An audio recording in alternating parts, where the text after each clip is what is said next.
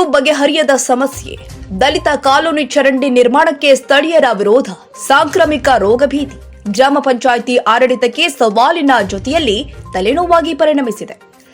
ಕುಷ್ಟಗಿ ತಾಲೂಕಿನ ಲಿಂಗದಹಳ್ಳಿ ಗ್ರಾಮದ ನಿವಾಸಿಗರ ಅಸಹಕಾರದಿಂದಾಗಿ ದಲಿತರ ಕಾಲೋನಿ ಚರಂಡಿ ನಿರ್ಮಾಣ ಕಾಮಗಾರಿಗೆ ತೀವ್ರ ಹಿನ್ನಡೆಯಾಗಿದ್ದು, ಹಲವು ವರ್ಷಗಳಿಂದ ಇರುವ ಸಮಸ್ಯೆ ಗ್ರಾಮ ಪಂಚಾಯಿತಿ ಆಡಳಿತಕ್ಕೆ ಸವಾಲಿನ ಜೊತೆಯಲ್ಲಿ ತಲೆನೋವಾಗಿ ಪರಿಣಮಿಸಿದೆ.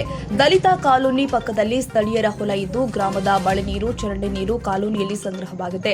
ಇದರಿಂದ ಕೊಳಚೆ ನೀರು ಸರಾಗವಾಗಿ ಸಾಗದೆ ರಸ್ತೆ ಮೇಲೆ ಹರಿತಾ ಇದೆ.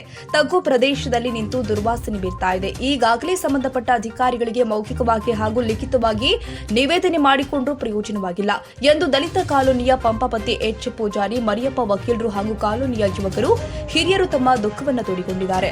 ನಮ್ಮ ಊರಲ್ಲಿ ಯಾರಿಗೂ ಯಾವುದೇ ಭಿನ್ನ ಅಭಿಪ್ರಾಯಗಳು ಇಲ್ಲ. ಆದರೆ ಊರಿಂದ ಹರಿದು ಬರುವ ಮಳೆ ನೀರು, ಚರಂಡಿ ನೀರು ಕಾಲೋನಿಯಲ್ಲಿ ಸಂಗ್ರಹವಾಗ್ತಾ ಇದ್ದು, ಇದರಿಂದ ಸಾಂಕ್ರಾಮಿಕ ರೋಗಗಳು ಹರಡುವ ಸಾಧ್ಯತೆ ಇದೆ.